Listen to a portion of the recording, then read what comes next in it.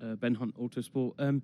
Gentlemen, I just wondered your opinion. You got to meet the race director for the first time last night. I just wondered what your first impressions were on him and what he had to say to you.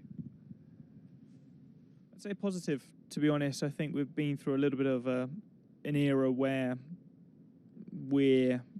our comments are taken on board, but very little change happens. And for example, a number of drivers spoke about the track limits at the exit of turn 4. We felt it was a little bit unnecessary on a street circuit. He made a change to it, in the moment. And I think that's what we want to see as drivers. We want to be heard, and we want to see action taken straight away. So, I mean, so far it's been positive. Carlos? Yeah, he's been given a massive task to come into a season with 3 races left, and race director, I think, is such a complicated role in Formula One, which you have so many variables to control, that I think he's been given a very difficult task. But honestly, the first weekend, straight from the go, I think he's been really good. I think the driver's briefing yesterday was one of the best we've had in a long time, and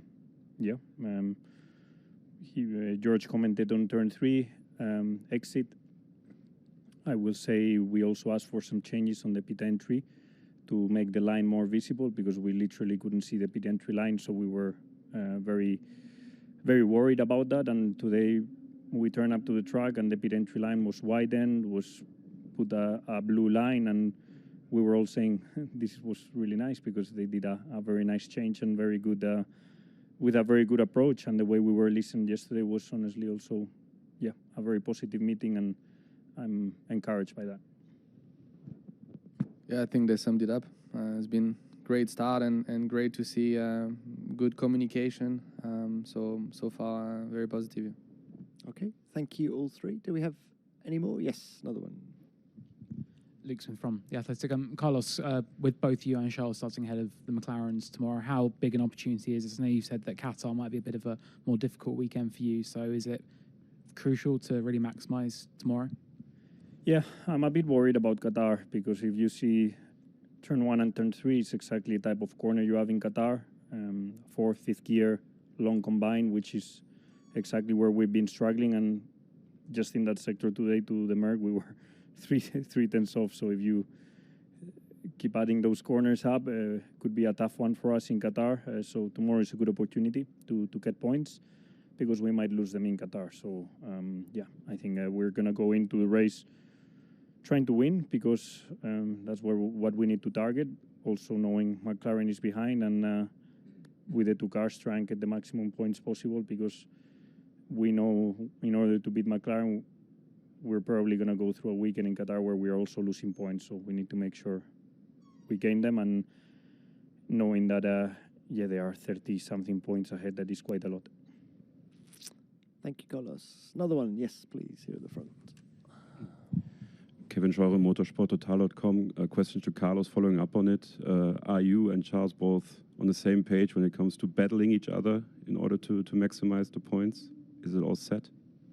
I think we are both the first one interested in winning the constructors. I'm not going to lie. I think we're both very motivated to do so, and we are collaborating with each other more than ever before. Also because I'm very far of him in the championship with the 2 or 3 zeros that I had this season. And even though I'm driving well, I think there is not personal battles for the Drivers' Championship going on, and this means that we have a common interest of clinching the constructors, because we both have that left for us now in the championship, and we are collaborating more than ever before, as I said, and cooperating as much as we can. And we will go into tomorrow knowing that is the number 1 priority. Okay, yep, another one, please. Ben Waterworth, Raw Sports Australia. Question to all three. We're meant to have the warmest day of the weekend tomorrow. Are you expecting that to affect the performance of the car in the race tomorrow at all?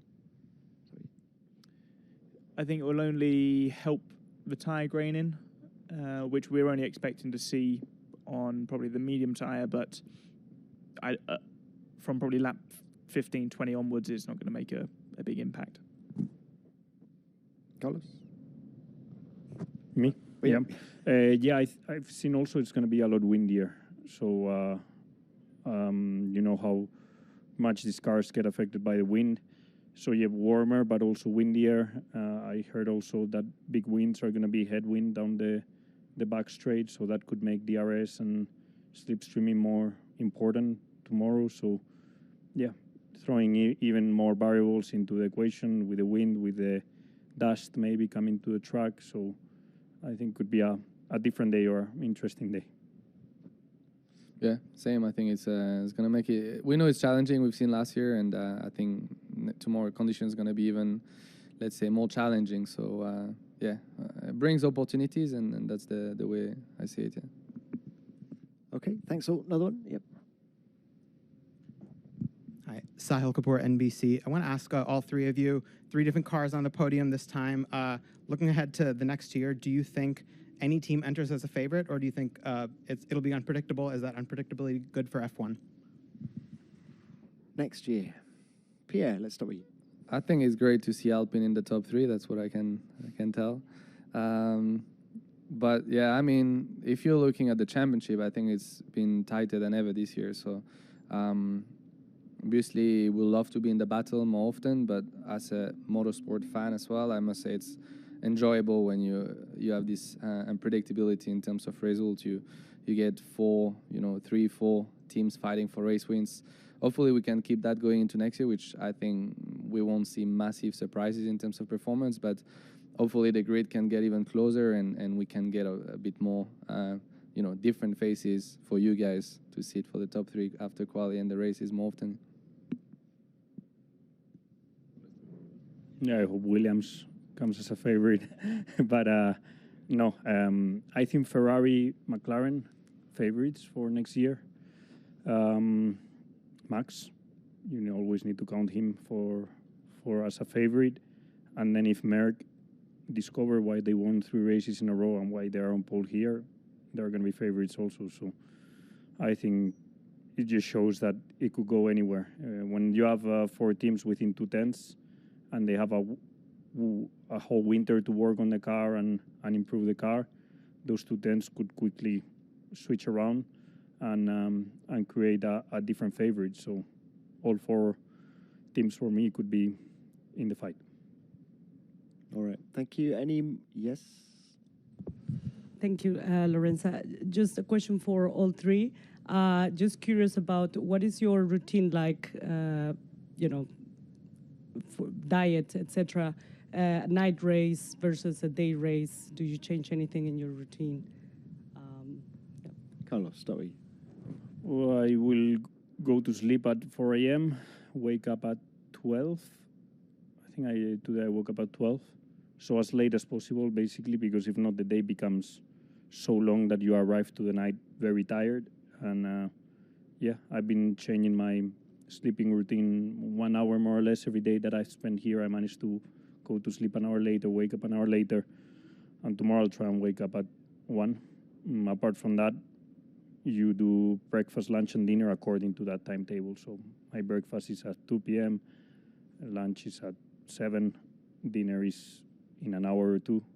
So yeah, it's weird, but for me, it's just how the day works here. And I want to keep everything as a normal weekend, getting the same amount of hours of sleep and then giving myself the same time until the important session of the weekend. Yeah, similar to Carlos, it's a real challenge for the body. Such a big shift from Europe, and of course we have to shift back when we go to Qatar next week. So it's difficult to get your 8 hours sleep in when it's so offset. So for me, it's also just trying to sleep when you can. So I took, a nap before qualifying, woke up a little bit drowsy, and then made sure I was in peak condition come the end of qualifying. But it's really difficult, but we're all in the same boat. Did you actually... Don't put your alarm tomorrow before the race. Yeah. Did you actually manage to sleep before quali? You actually slept? Yeah, I went to sleep because it's, the body's just all over the place. And I'm just trying to sleep when I can and just listen to my body. And if I need to sleep. And there wasn't much to do. The car was feeling good. I was feeling good. So we didn't change the setup at all going into qualifying. So it was sleep was the best thing. How's it for you? Yeah, exactly. Similar comments.